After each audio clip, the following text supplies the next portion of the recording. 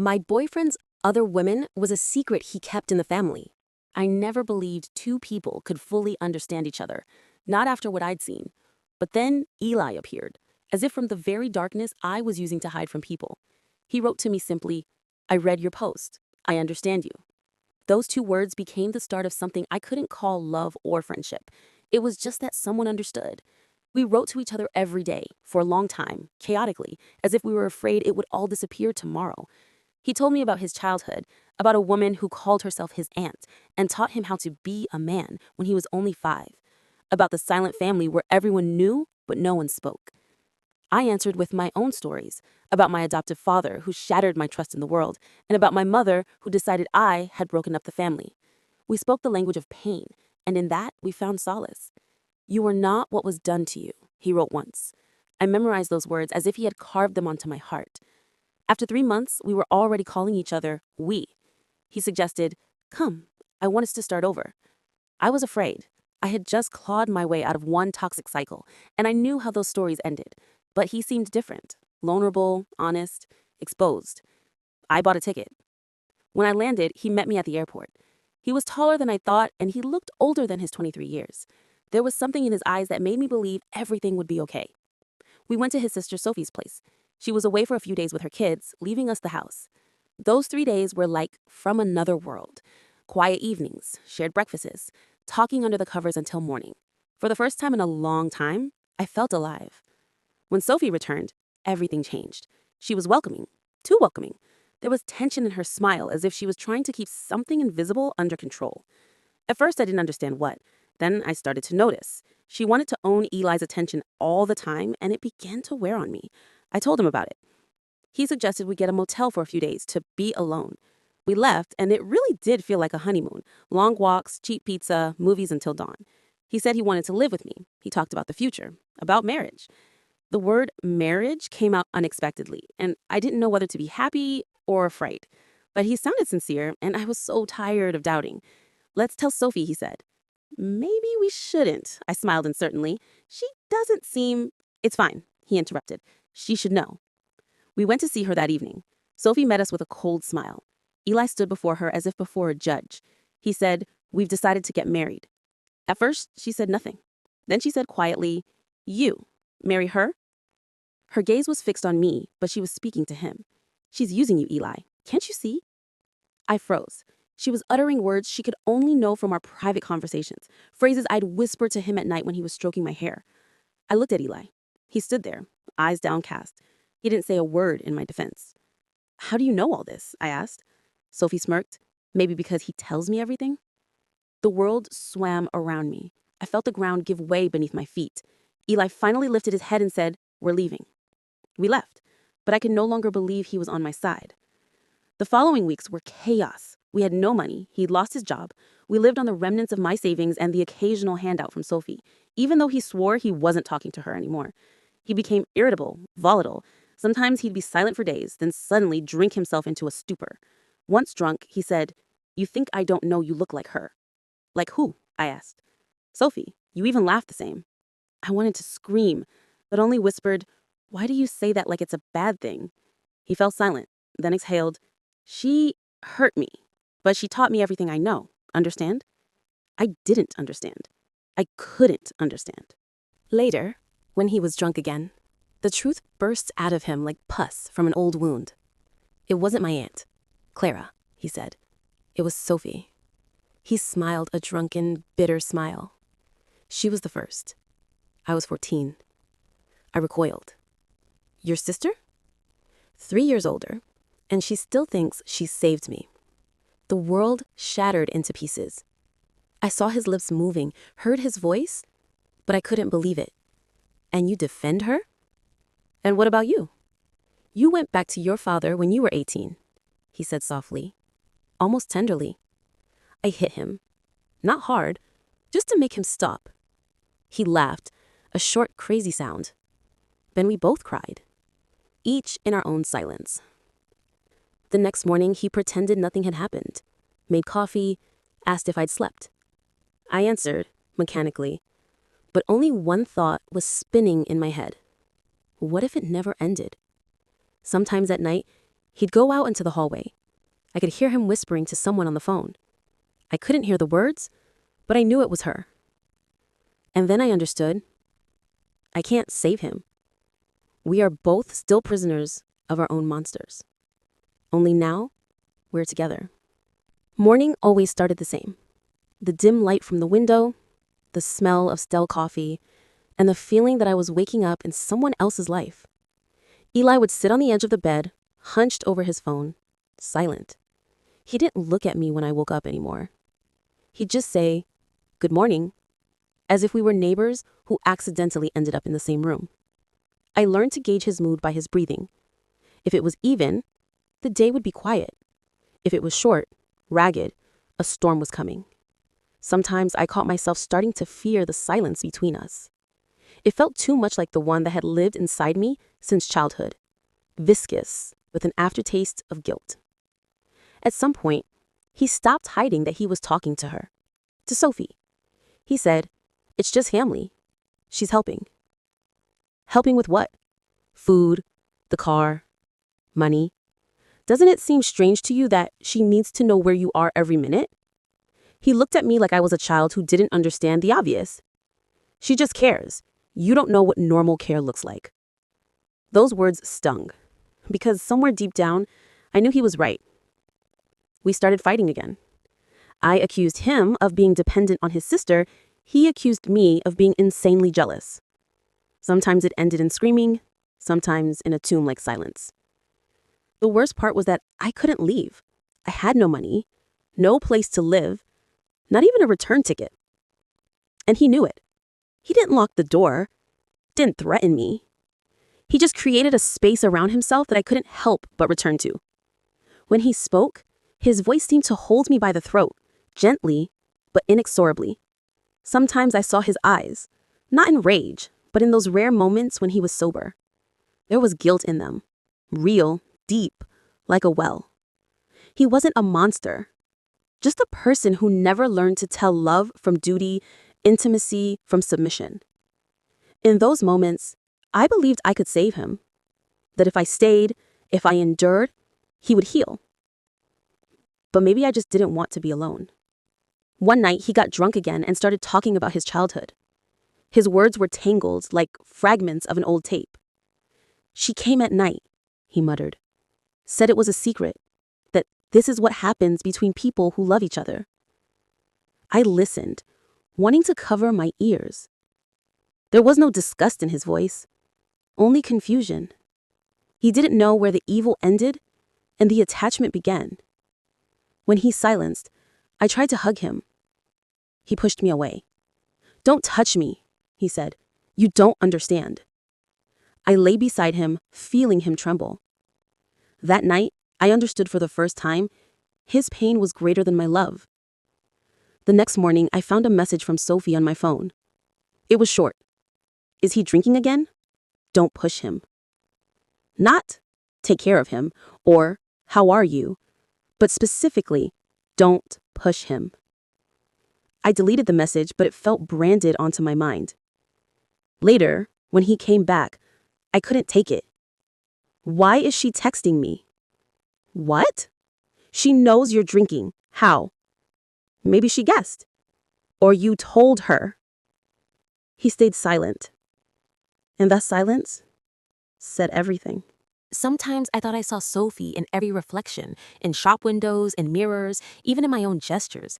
We really were alike. Light hair, soft voices, the same habit of nervously fiddling with her hair.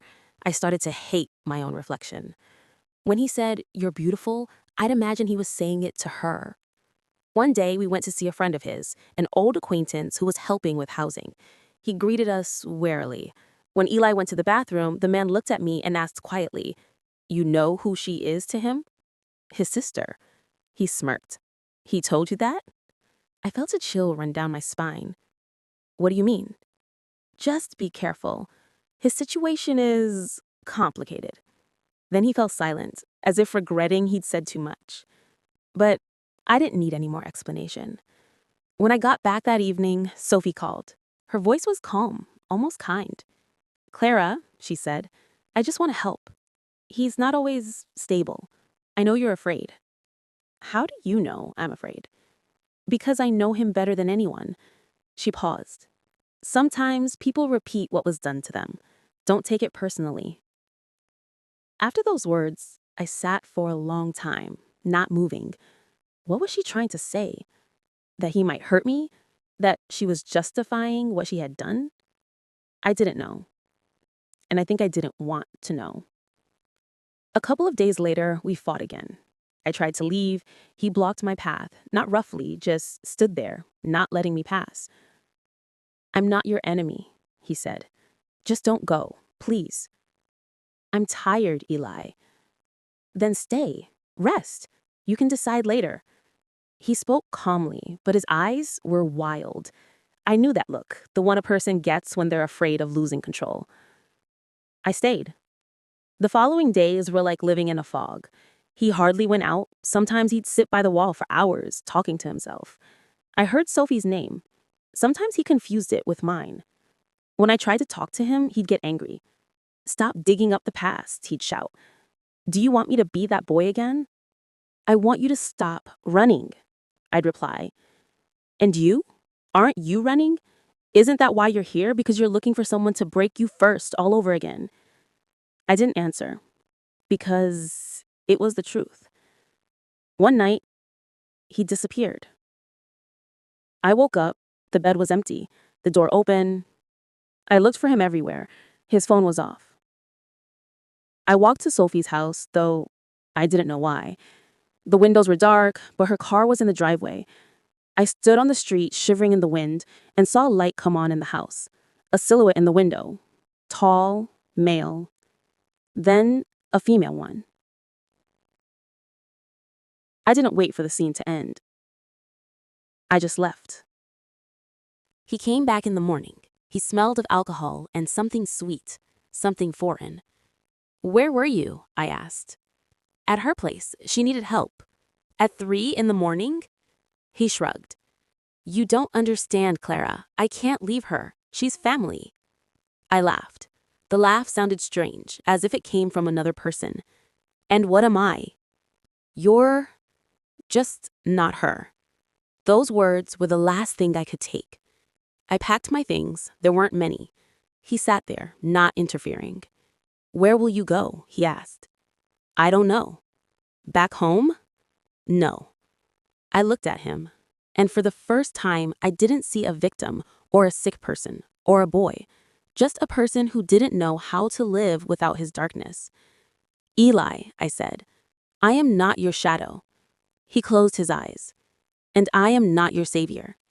I left. I walked for a long time until the streets ended and a field began. The sun was rising slowly, as if afraid to illuminate what I'd left behind. I sat down in the grass, took out my phone, and played a recording of him from a different time, saying, You are not what was done to you.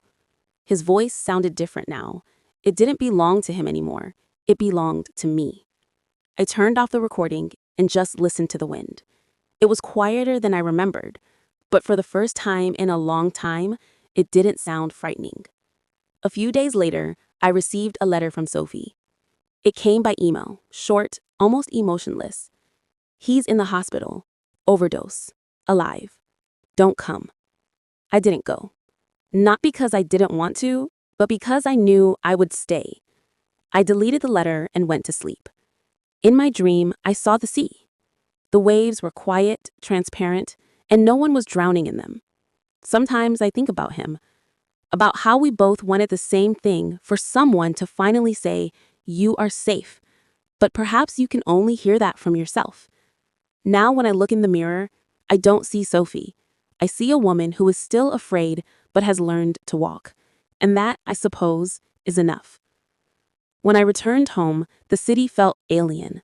The streets were the same, familiar storefronts, trolley buses, the smell of baked goods in the morning, but everything seemed to look at me with mild reproach. I walked on the asphalt and felt my feet sinking into a viscous silence. I didn't realize it at first, but I was living on autopilot. The days passed in a half-sleep. I ate, slept, sometimes went to the store. My phone was silent. Sometimes I caught myself checking for messages, even though I hadn't written to anyone. I used to think the pain would go away if I just changed locations. But it turned out pain doesn't live in a place. It lives inside you. A week later, I went to look for a job. Nothing special, a small cafe near the train station, the smell of coffee and cleaning products. The manager, a woman in her 40s, looked at me over her glasses and said, "Any experience?" "A little. I worked at a similar place," I lied. She nodded, gave me an apron, and showed me the coffee machine. For the first time in many weeks, I felt I was holding something in my hands, even if it was just a mug.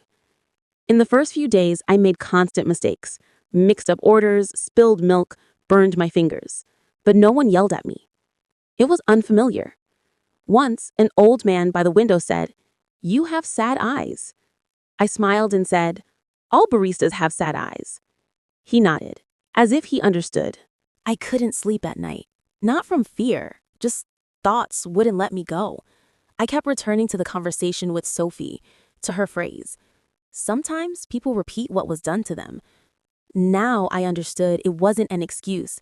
It was a warning. Eli wasn't evil. He just never learned to be any other way. And perhaps the scariest thing was that I didn't know how either. As a child, I thought love was pain. That if someone caused you suffering, it meant they were close. Eli was a reflection of that childhood belief. We met not because of fate, but because we were both looking for a familiar pain. A couple of weeks later, I started seeing a therapist. Not because I believed in miracles, but because I was tired of not knowing how to live on. The office was small, with gray walls and the smell of chamomile tea. The doctor, a woman in her 50s, calm and attentive. She didn't write anything in a notepad. She just listened. Sometimes she asked questions that made me want to cry. "What do you feel when you remember Eli?" "Guilt." "For what?" "For leaving. For not saving him." "And were you supposed to save him?" I didn't know what to answer. We sat in silence. Sometimes silence was heavier than any words. On the fourth session, I said, "I feel like I can't feel anything, nothing at all." "That's normal," she replied. "When you live in a state of anxiety for a long time, all emotions become dulled, even the good ones. How do I get them back?" "Don't rush. Just be. Allow yourself small joys, without guilt." It sounded simple, but living without guilt turned out to be harder than I thought. In the spring, I started taking evening walks. First for 5 minutes, then for an hour. I listened to music, watched people, and caught myself learning to take joy in strangers' smiles. Sometimes I wanted to call Eli, not because I missed him, but because I wanted to make sure he was alive. But each time, I stopped myself. Thoughts of him were no longer a storm, but a quiet echo. I didn't know what happened to him. Maybe he was still with his sister. Maybe he was in treatment. Maybe he was running again. But I stopped guessing. It was no longer my story. At work, things were steady. Sometimes I talked to the regulars, the old man by the window, the woman with the laptop, the schoolboy who ordered the same ice cream every day. Life went on, and I was learning to be a part of it. One day, the manager asked me to leave early. "Clara, you look tired. Go for a walk." I went to the park. There, on a bench, a woman was drawing. I stopped to watch. She noticed and smiled. "Want to try?" "I don't know how." "It's not about knowing how. It's about feeling." I sat down next to her. She handed me a pencil. I started drawing a tree. Uneven, clumsy, but with a kind of childish delight. From that day on, I came to the park almost every evening. Sometimes I drew, sometimes I just sat. Gradually, I filled a sketchbook. It wasn't beautiful, but it was mine. One day, on my way home, I saw a woman on the street who looked strikingly like Sophie. The same hair color, the same walk. My heart froze. I took a step forward, then stopped. It wasn't her, just someone else. But something inside me still flinched, as if the past was trying to remind me of itself. I understood. It would come back. It wouldn't disappear forever. But now, I could withstand it. A few months later, I moved into a small room closer to the center. There was hardly any furniture, but the window faced the river. In the mornings, the sun flooded the walls with a soft light, and for the first time, I felt I was home. I was no longer afraid of the silence. Sometimes I even liked it. At the beginning of summer, I received a letter. No name, the handwriting was unrecognizable. Inside, just one sentence. Forgive me, if you can. I didn't know who it was from. Maybe him, maybe Sophie. I didn't look for an answer. I just put the letter in a box. Forgiveness isn't about returning. It's about letting go. In the fall, I got a second job as an assistant at an art studio. Drawing became a form of therapy. The kids there were noisy, kind, full of life. They didn't ask questions. They just accepted the world as it was. I watched them and thought, maybe this is what the beginning of a new life looks like, when you learn to find joy in the simple things. Sometimes one boy, Luca, would bring me his drawings. They were full of light, sun, sea, dogs, laughter. I kept them at home, not as a memory, but as a reminder that light exists too. In the winter, I went to the sea. Not for a vacation. I just wanted to see the horizon. The sea was gray, cold, but calm. I stood at the water's edge and thought about how many times I had tried to drown my soul, and how strange it was. I was standing, breathing, living. An elderly couple walked by, holding hands. The woman looked at me and said, quietly, as if by chance, "The main thing is not to forget that life goes on even when we are standing still." I smiled. Sometimes the words of strangers sound wiser than any book. When I returned to the city, my therapist asked, "What do you feel now?" I thought and answered, "Calm, but not the kind that comes from emptiness. Just even. That's a good sign." "Does that mean I'm cured?" She smiled.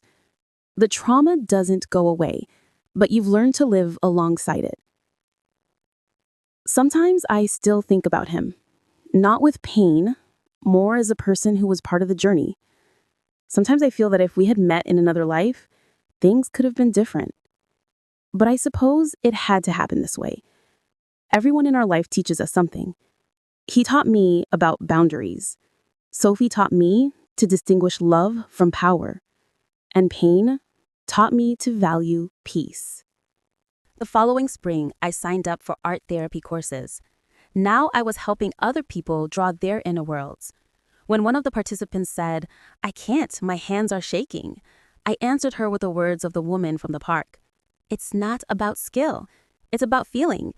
And I suddenly understood the circle was complete. I hadn't returned to the past, but I had walked through it to the end. Sometimes in the evenings, I still listen to the old recordings, the ones where my voice is full of fear and his is tired, confused. I don't cry when I listen to them now. I just think we both survived, each in our own way. I don't know where he is now. Maybe in another city, maybe still next to her. But it doesn't matter anymore. Life isn't about who broke us. It's about who we choose not to break further. Not ourselves and not others. The next time I came to the riverbank, where I used to just sit alone, I noticed it had become noisy. Children were running, people were laughing. I sat on the grass and felt, for the first time in many years, that I was a part of that noise. Not a spectator, not a survivor, just a person. I don't call myself a victim or strong. Those words don't mean anything anymore. I just am. Sometimes I have dreams where I'm back in that house at Sophie's, but in those dreams, I'm not afraid anymore. I walk out of the room, open the door, and go down the stairs toward the light, a little further each time. Waking up, I know it's not a nightmare. It's just a memory that no longer controls me. A year later, a new barista started at the cafe where I worked. A young guy, a bit nervous, with the same lost look in his eyes that I once had. He was always apologizing when he made a mistake. One day I told him, "Stop being afraid. Everyone makes mistakes. The important thing is not to get stuck in them." He nodded, and I suddenly heard my own words as if they were strangers. I realized I wasn't saying them to him, I was saying them to myself. 2 years have passed. I moved to a new apartment. On the wall, paintings, mine and those given to me by my students. On the shelf, the old mug from that very cafe. On the table, the unsigned letter. Sometimes I pick it up, not to remember, but to remind myself that you can survive anything, that even the darkest stories are just part of the journey, not the end. Now when I look at myself in the mirror, I don't see a girl looking for a savior or a woman afraid of repeating someone else's pain. I see a person who has learned one simple rule. Love isn't supposed to hurt to be real. And if someone ever enters my life again, they will find not someone seeking solace, but someone who knows how to stand on her own 2 feet. In the evening, I walk home holding a warm coffee. The air is cool, the sky is clear. I'm no longer afraid of the dark. Now I know the light doesn't come from outside. It grows from within. And perhaps that is the real return.